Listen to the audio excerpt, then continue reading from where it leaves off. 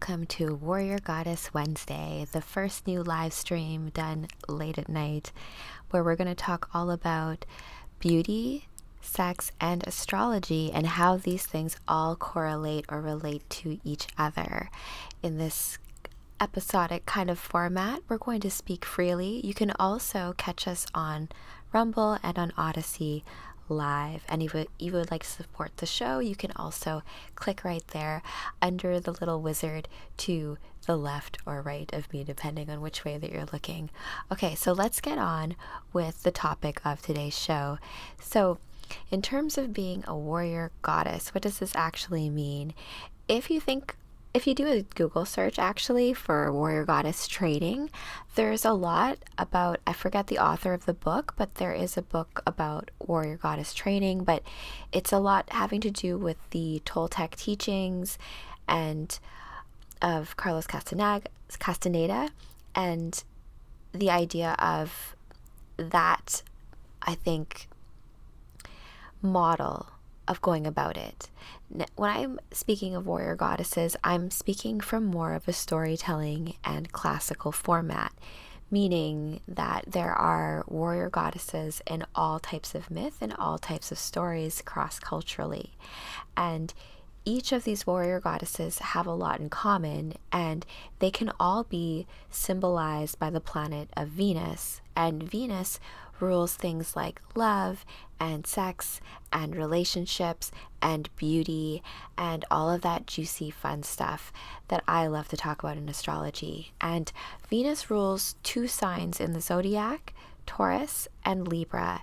And we are coming up, actually right now in the sky right now, the moon and Venus are visible together in the sky. And if we think about all of the planetary rulers that we have, from the sun to Mercury all the way over to Pluto, we don't have very many female goddess rulers. The two of them are the moon. The moon is typically a moon goddess. There are moon gods, of course, but moon goddess in the classical sense, sorry. And then we also have Venus, and Venus is known as Earth's sister, and the Earth also is considered a feminine energy.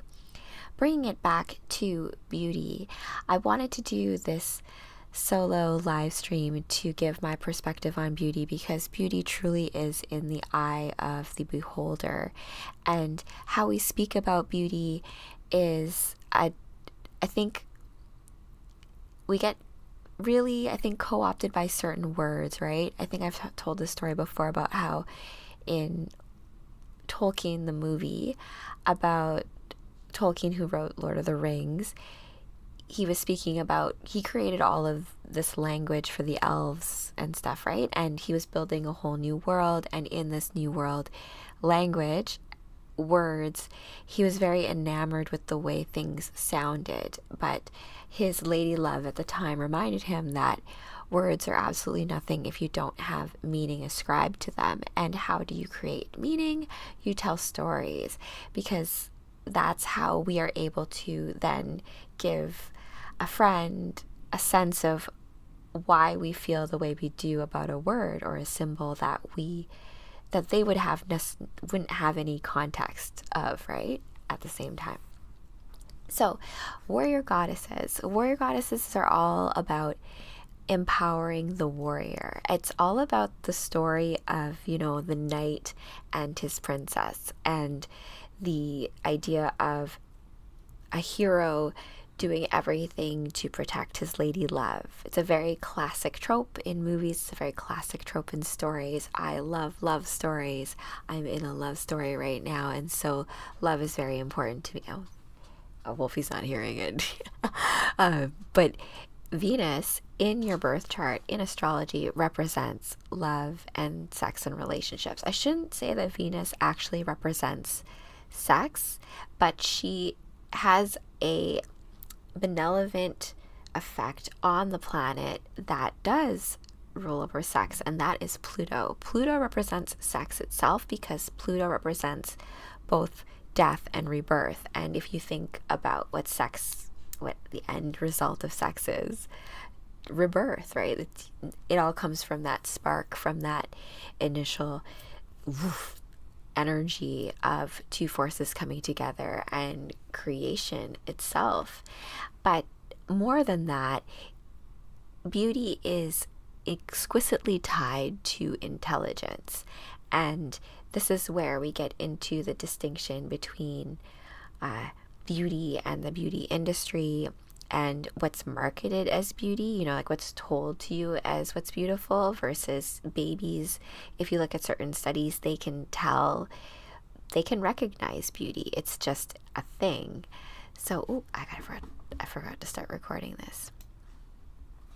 But going back to the tie between beauty and intelligence, it's from a perspective that intelligent design, when you're looking at things like creativity and ideas and all of these things that are upper chakra, where you're thinking of like, oh, this is a wonderful idea and I know how to fix this, or you in your head, I think about this like when I learned dance choreography.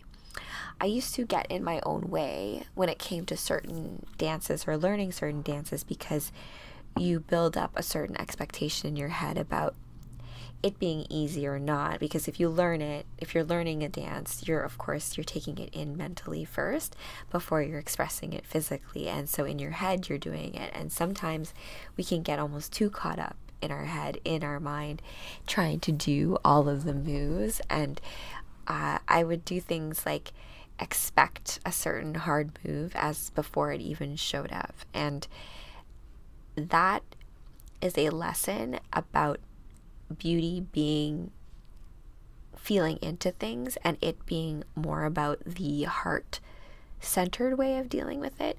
Not to say that you ever not deal with your mind, of course, because mind, emotions, it's all tied to that. But tying that into beauty, no one needs to tell you that something is beautiful if it's beautiful to you. You know, like even in like bodybuilding shows, like it's crazy because bodybuilding has lost touch with the aspect of beauty, because when I first got into bodybuilding, when I first got into lifting weights, I was in love with the whole 80s look of bodybuilding. Like, I'm Rachel Z. Rachel McLeish was the first Miss Olympia. And if you watch Pumping Iron 2, which actually also features Jean-Claude Van Damme's wife in it, they have all of the girls. You know, this was back when the Olympia was still held at Mandalay Bay on the Strip. If you look at the Olympia right now, it is not held on the Las Vegas Strip. It's off the Strip, and it has been that way for a while. So, like, if we think of just the whole theater, the whole show aspect of bodybuilding and showcasing the beauty of what that all is has been lost. And I think that we feel it to some degree. I mean, I stopped competing back in 2019, maybe before that, 2018, with my friend Pastel. If you want to check out the last Truth, Beauty, Freedom, and Love show that I have posted is with Pastel, about our top 5 anime that we love the most.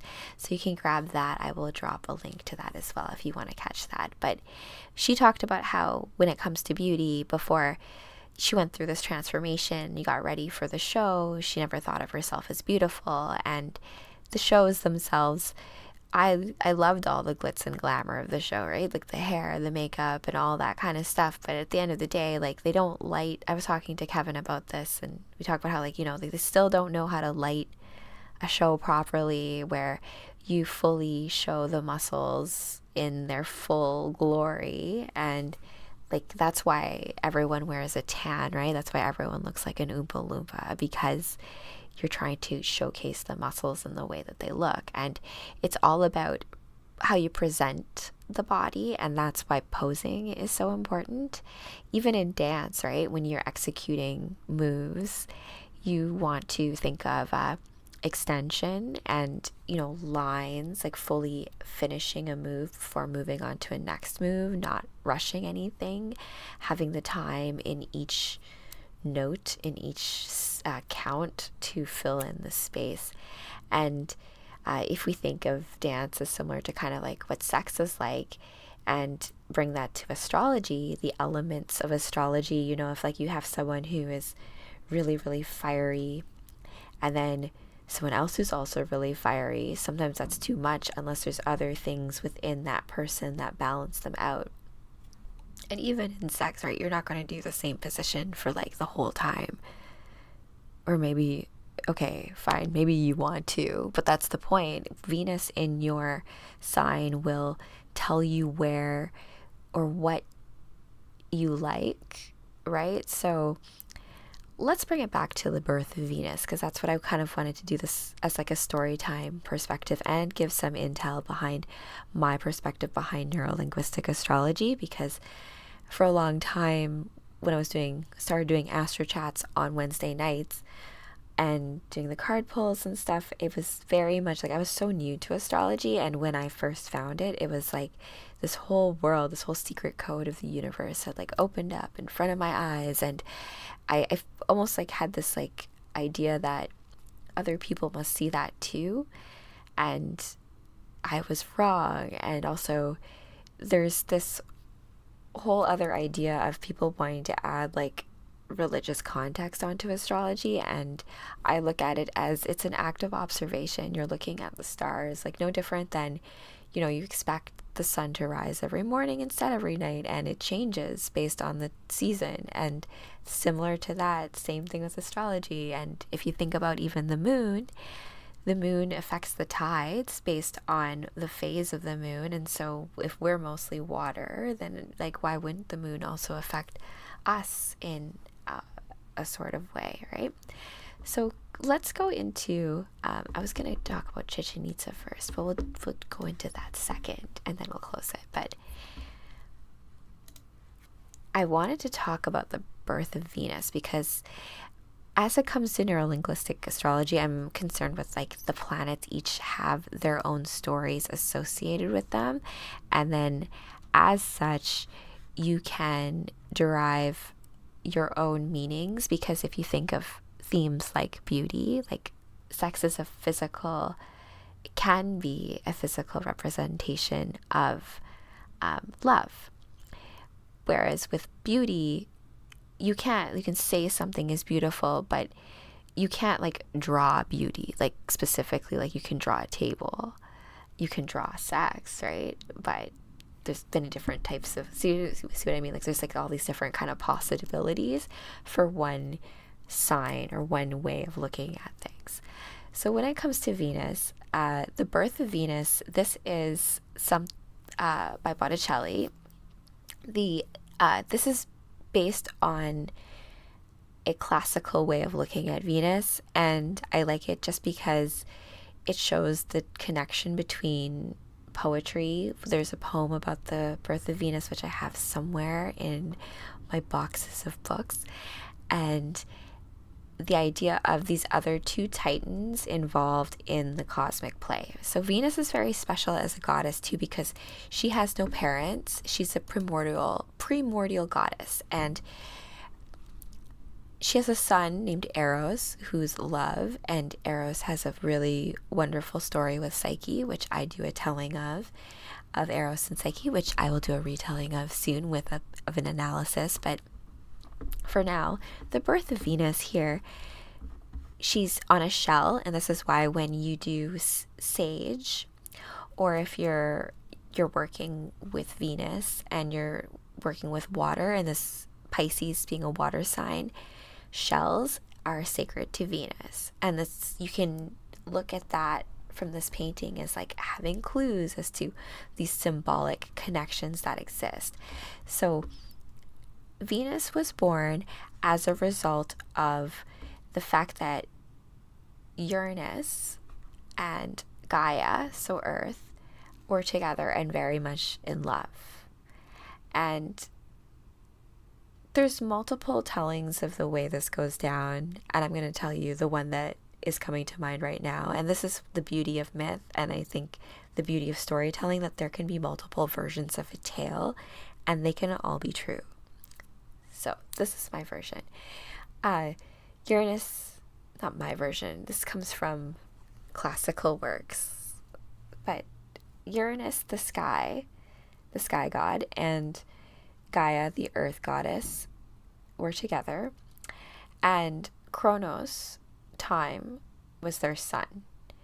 And Kronos castrated Uranus, which separated Earth and sky, which freed all of the Titans to now, come out and live on the Earth, because like Uranus is basically like so tight onto like Gaia, where like she's like, okay, listen, like I can't even move. So Kronos took an extreme route and castrated Kronos and threw his testicles into the sea.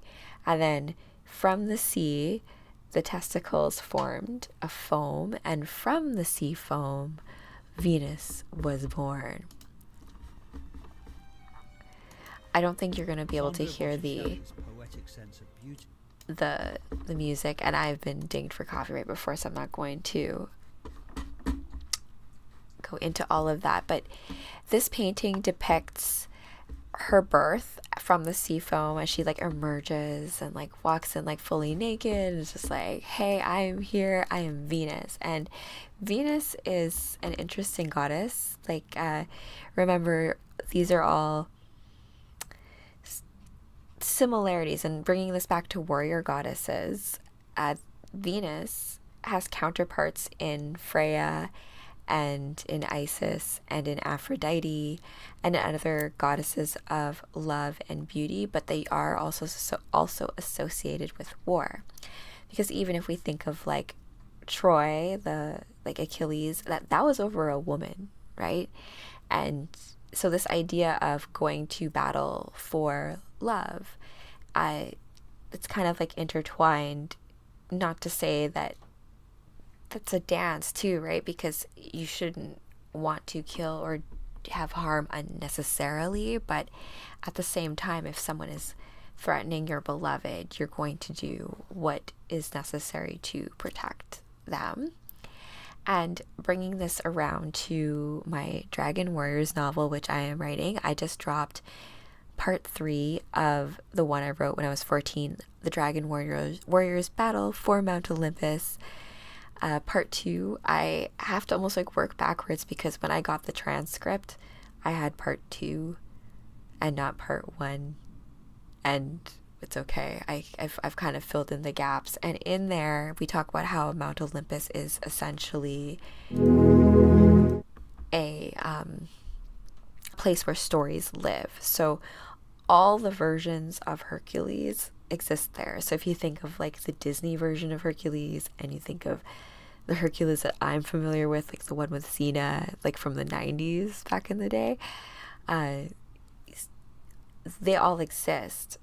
It's just a matter of which one you want to call into form on how you interact with them. Now, bring us back to Chichen Itza and Venus, because if we think about Chichen Itza as a pyramid, myself and Kevin are still looking for the pictures of us. We were there around 2012, and that's what I put in the book as well. So very meta. Chichen Itza is known as the I think the Temple of the Water Sorcerers, and it's because there's 2 deep cenotes there. This is why you had an ancient city there, even though there was no water or lakes around.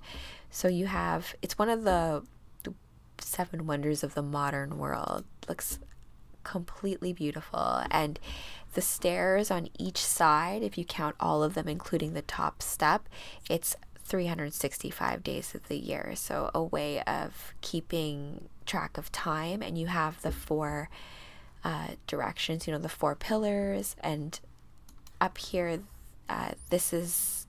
it's supposed to look like on the equinox, on the spring and fall equinox, it looks like there's like a feathered serpent coming down the side of the pyramid. It is pretty cool. So what does Quetzalcoatl or Cocuclan represent?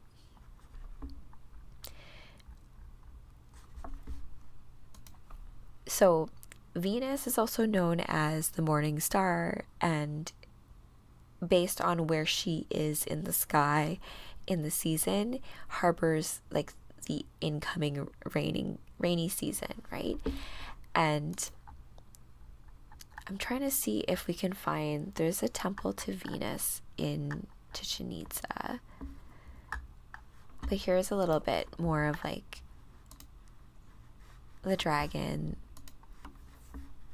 head at the bottom. And ultimately, this idea of the feathered serpent also being related to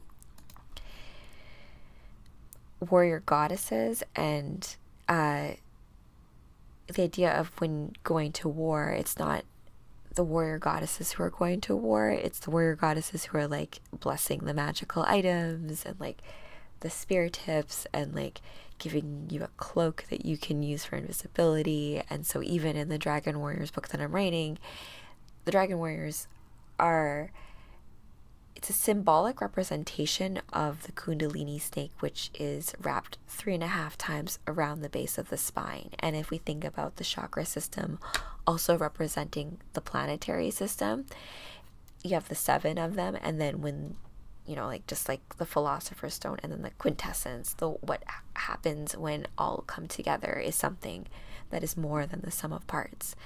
And this idea of, as you gain awareness and intel of your deeper, darker self, that rises and meets these higher level chakras together in your heart. And as long as you keep love there, that is the way you wield power. And this comes back to even the symbolic meaning of Venus, and Venus is associated with sparrows and birds, and the heart being air. And this seems strange, right? So like Libra is the masculine representation of Venus. Yes, it's the masculine representation of Venus, and it's an air sign. And what do I mean by the masculine representation of Venus? So like masculine beauty, and masculine beauty is not beautiful because it's trying to be feminine, right? It's because it's more masculine. It's like when you draw and you sketch, and for the light to appear light, you need to have shadow. To have any of that form, you need to add color in certain places where the light hits. And you wouldn't have any of that distinction if everything was just the same. So art at its very base level, balancing the light and dark, is required in order to create anything that is truly unique and truly comes from the imagination. And that is the biggest message I have in terms of warrior goddesses and love and sex and all of that good stuff. It's also just knowing yourself and knowing your own psyche. Yeah, Wolfie, that's right. Wolfie is also in the book because he can talk, and he travels back in time to wake me up to the most optimum timeline that I'm writing. But I will leave this with, I will leave a link to the next 3 chapters of my book for Battle on Mount Olympus, so you can kind of get a sense of what my narrative style is like, and how the best way to talk about ineffable themes like truth, beauty, freedom, and love is by telling stories, by telling tales, by telling parables. Because it's not like, I mean, you want to put together a PowerPoint presentation on all this kind of stuff, and I have put together PowerPoint presentations on things, but that's going to be reserved for Monday. I'm doing a webinar all about the moon placement, and then I'm probably going to do another one on Venus placements specifically, and then we can do ones where moon and Venus together have some intel, because those are all different things that can be specific to you. Like you may have the moon and Venus together, which is something quite special actually. I have the Venus, my Venus is very close to Mercury. So speaking about beauty and beauty itself and love and all that are very close for me. But it's in a house that like, it's not easy for me. So this is all part of speaking stories of inspiration, as well as the background behind the symbols when telling stories, because we are all born with Jung talks about this a lot, right? The collective unconsciousness, like we're born with this like whole background of symbols and meanings that are preloaded into us before we even get here. Like that's why babies already know like to be like not want to go into dark places, or they'll like know. They did this experiment with like a baby like crawling, and they made it look like with a mirror that there was like an edge and like the baby could fall off, but the babies don't, right? Because they already know you're not supposed to go past something that looks like it's gonna fall off. But you don't need to be taught that. You already have this innate knowing of things, and we know much more with that innate knowing than we think. And it's just that it's not in a textbook. It's not like you can like go to class and be like, okay, how to harness my own personal psychic abilities. But I do truly think that astrology can give us clues as to what those things are for us, as well as when it comes to relationships. If we're like a little mini planet and we're like now interacting in synastry with like another person, that's why, you know, sometimes you'll meet someone and you'll click right away, or you'll meet someone and just like you have nothing to talk about. Whereas, or you know, like me and Kev, like I met and I already knew that he was like the love of all my lifetimes. It's one of those things that it takes practice to listen to your heart, to listen to all of things other than what you've been told to worry about or think about or like care about. It's not easy to like have that, okay, this is what I truly think is right. And when you know that it's right, to act in a way that's still full of compassion, because your truth and right can exist. It should be able to coexist with other people's truths and what is right. And if it's not congruent with it and people are trying to enforce this like one that isn't congruent with yours, then it's like it's questionable, right? Because we do live in this co-created reality where we're bouncing off each other's ideas, and that's how like imagination and creativity works. I'm not so narcissistic to believe that even the books that I write are just from me. They come from a logos of stories, and we pull together in a way to make a meaning that is unique to the time right now. So I hope that this live stream made some sense, I guess. Hold on, let me just check. Yeah, I think we did good. I don't want to keep these too long and make them long-winded. I've been trying to take a new approach as opposed to making videos where it's a lot more authentic and not so preachy. Like, hey, like this is what Venus is about. This is what Mercury is about. Like, yeah, that's cool, but like, what does that all mean? And knowing what Venus represents, and that we all have a Venus placement, you know, regardless of if you're like, I'm a Taurus, so I'm ruled by Venus. And so if that doesn't matter, you could have Taurus placements. And if that's the case, you have Venus rulership things. So, and Venus aspects in that case too. And then you also have where Venus sits entirely. And that, I'll leave with this.